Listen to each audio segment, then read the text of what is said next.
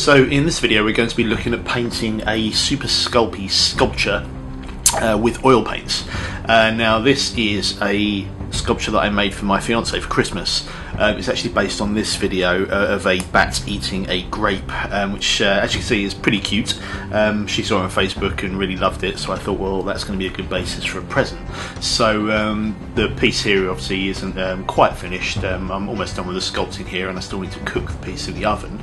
But I decided to paint this with oil paints. The reason being is that with oil paints you can use very thin washes of paint instead of just whacking on a great thick layer to give it colour.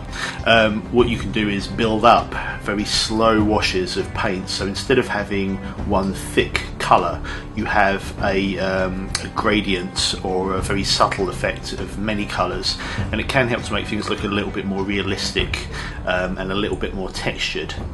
The cool thing about oil paints as well is that they don't dry immediately, so you can mix them up with a thinner. I typically use white spirit, and you can manipulate them while they're on the model. So if something isn't quite as you want it, you can move the paint about, you can wipe it off if it's not quite what you need, and you can also sort of slowly build up different gradients and shades to give it a slightly more subtle look that you wouldn't get perhaps with acrylics, although I'm sure someone somewhere will be able to do the same thing. I've always found that oils are a little bit easier to use. So let's get started. What I'm doing here is thinning down the oil paints with quite a lot of thinner. I'm using white spirit here. And the first part I'm doing is just painting up, that's meant to be a grape there, so I'm just giving it a wash of green. As you can see, I keep adding more thinner because I want this to be quite a thin wash to stain the Sculpey. Obviously the Sculpey's got a flesh tone, which I don't really want for the grape, so I can probably go a little bit, so I can probably add a little bit more colour to the grape than to the rest of the piece. Now, as I mentioned here, the idea is to add thin washes, so real objects, real things aren't just one colour. They tend to have lots of different variations of colour, lots of colours that you wouldn't expect to have in them. So what I'm doing here for the grape is adding a bit of yellow, just to give it a bit more variety and a bit more texture. So now I'm taking a bit of burnt umber. I tend to use this stuff for everything actually. It's pretty good for weathering. If you want to make a model look sort of old and worn, it's quite good for sort of simulating dirt and sort of dust that might got caught in the cracks of a model. It's going to form the main basis of the fur colour here, and as you can see I'm thinning it down with more thinner. When I put it on you can see that it's sort of falling into the texture of the model, all of the details sort of getting highlighted, and that's the cool thing with these sort of thin washes, is it really brings out the detail that you put into the model.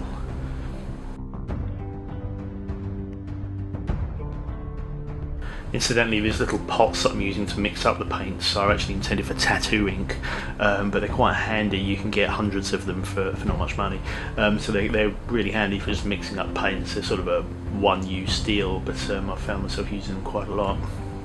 Just continuing to work on the head here, and as you can see it's starting to look much more alive, because the thin washes of brown sort of fall into the texture of the model. You already get a degree of natural coloration anyway. See, the recesses are darker than the highlights. So quite an easy way of painting really, because a lot of the detail work is done for you simply by the contours of the model.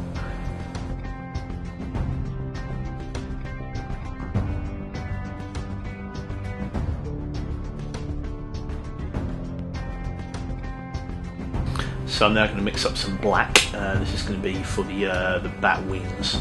I'll try and make this quite thin because it's immediately going to have quite a big effect, I think, on the light coloured Sculpey. So let's wax them on, see what we get. Okay, it's quite thin, so that's pretty good. And I want to sort of build this up. As you can see, it's already darkening things up quite nicely.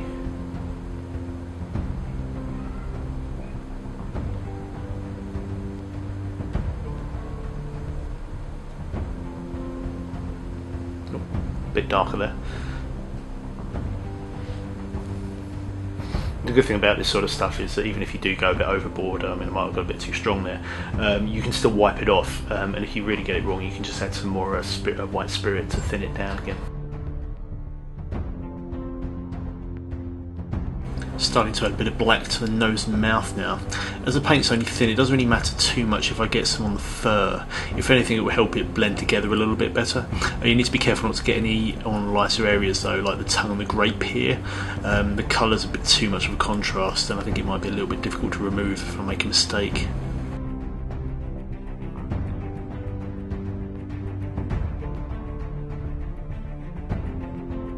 As you can see, I'm also starting to add some black onto the fur around the eyes and the snout. This is to give the fur a bit of variation in colour and also to add some shading to the recessed areas. I'm also starting to add more black to the recessed areas of the wings. This just helps accentuate the details really. I'm using a fan brush here to feather the paint a little. It just helps create a smoother overall finish, I've found. So now I'm going to add a drop of red to the tongue. Adding red is one of those things that can really add a bit of life to a sculpture. Here's a sculpture I did a while back, which is what I call my bat dude. And this is before the clay's being cooked and painted. Now here's the same sculpture again after painting, and as you can see, adding a bit of colour to it can really bring it to life. So just adding a little bit to the tongue there, and I think that's yeah, that looks really nice. Just using a thin brush here to paint the fingers. Having to be fairly careful as because they're holding the grape. I don't want to get any black on that, as I think it's going to be a bit tricky to remove as it's such a light colour. So just continuing to add black to the fleshy areas of the bat, and again using the fan brush to smooth everything out.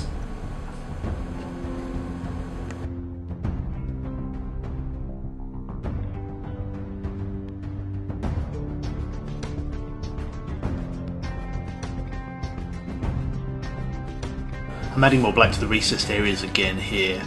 It's just to bring out the detail even more and adds an additional layer of dimensionality, I guess you'd say. Once again, I'm smoothing everything out again with the fan brush.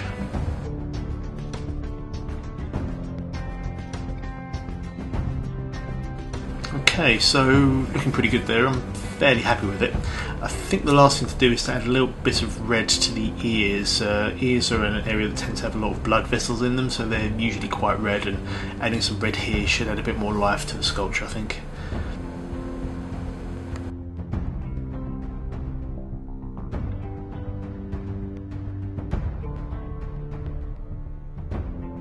So I think that's about as far as I'm going to take it.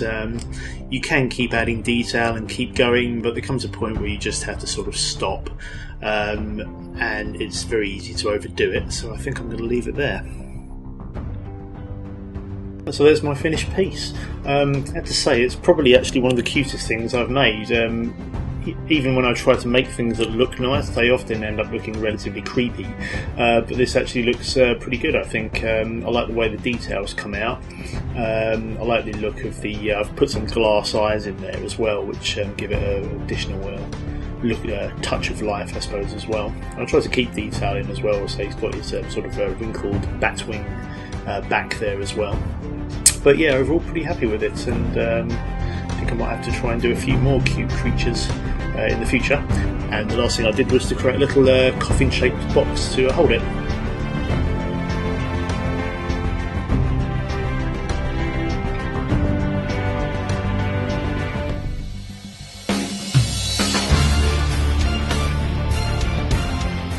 Thanks very much for watching. I'll be posting more videos on future projects, so please do subscribe if you'd like to keep up with what's going on. You can also find out more on my website, which is www.thedarkpower.com, or you can follow me on my Facebook page. Just search for The Dark Power.